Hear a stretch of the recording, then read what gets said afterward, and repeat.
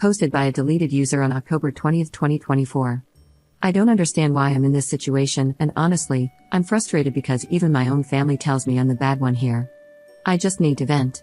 More than 17 years ago, my ex-husband cheated on me with a woman I didn't know, but she knew me.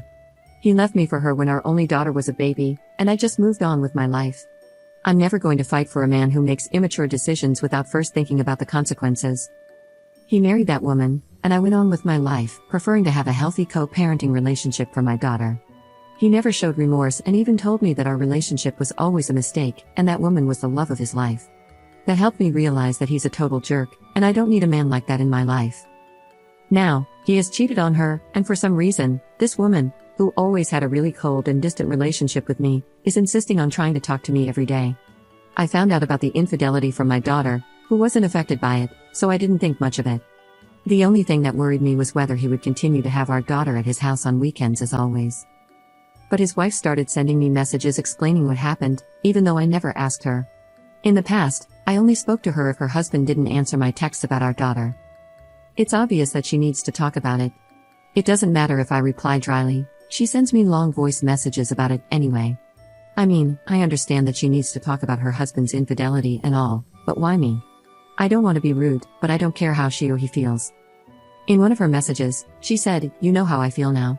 Like, I guess? But that was 17 years ago. It's not the same.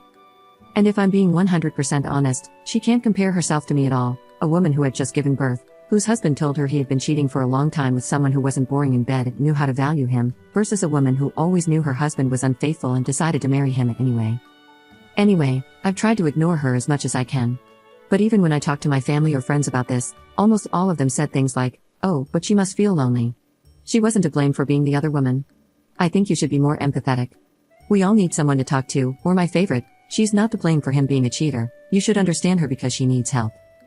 I understand that she is not to blame and that he's the cheater, but she, a fully grown adult at the time, chose to marry a man she knew had been sleeping with her while his wife was pregnant. So why should I now bear the responsibility of helping her when she never helped me by saying, "Hey, your husband is sleeping with me, and that's really wrong because he's married to you." That's what I would have done if a married man flirted with me. Now, if she didn't do any of that, why is it my duty as a feminist to force myself to be her friend? It doesn't make sense, and the worst thing is that almost all the women around me say I should help her and be a listening ear when I don't want to or feel any empathy for her or for him. I think she and he knew very well what they were getting into. I don't understand why I should be her free therapist now.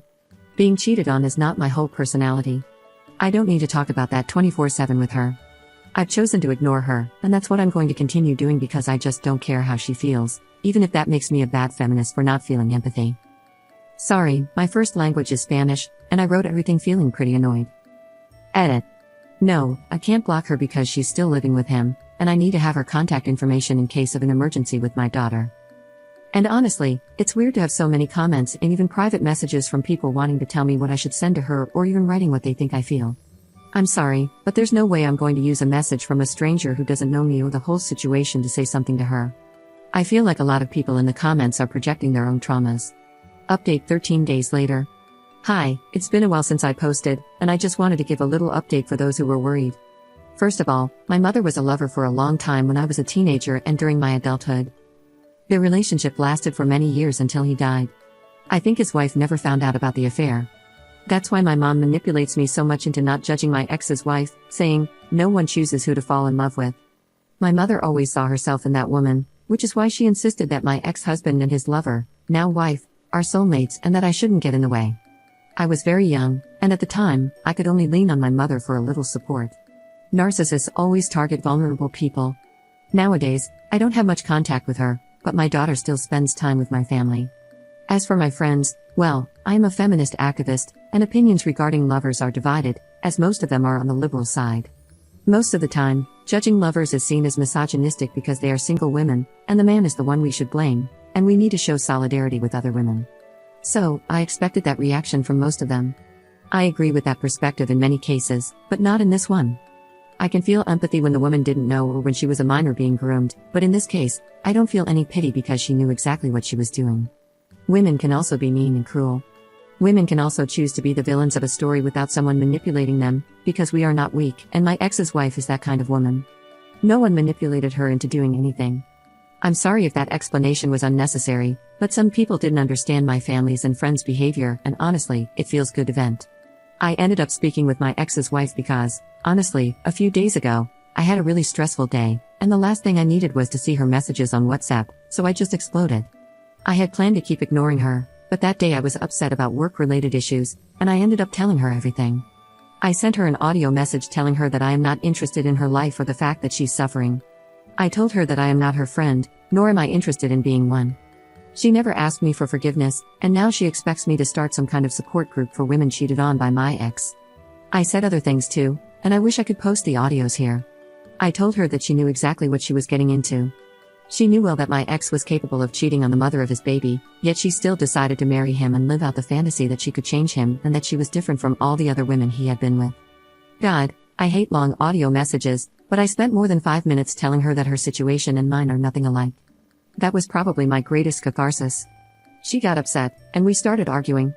It was quite exhausting, and the last thing I want is to have problems after 17 years of relatively normal co-parenting. I know they aren't going to get divorced, which means I will have to live with her presence in my life forever. So, I sent a message to my ex, resending one of the audios she sent me. I took the time to listen to them all, and she never apologized to me. Not that I need her apologies, I don't care, but some people had asked about that. Her messages were just complaints or attempts to get us both to speak poorly about him, or she wanted to use me as her free therapist. I told my ex to ask his wife to calm down and see a psychologist. He apologized to me and said that they are working on their marriage. He explained that she is still feeling angry and insecure with him, like, yes, obviously, idiot. Since I had suffered through the same thing, which, no, is not the same, she felt we could share the pain. He told me that they both started attending online conferences by some couple who teach how to get over infidelity. Sometimes, I envy people who can scam others so easily, anyway. I made it clear to him that I am not friends with her and that this is affecting our co-parenting. I insisted he should step in if she doesn't understand what I'm saying. In the end, he reluctantly agreed to talk to her, and I have gone 3 days without receiving any messages from her, except one today, just to let me know my daughter was sleeping over there, so I guess it worked. I don't care if they have a happy or miserable marriage. I don't care if she's content knowing he cheated on her but stays with him anyway. I just want to live in peace and avoid drama with people who, at over 40 years old, are still mentally stuck in high school.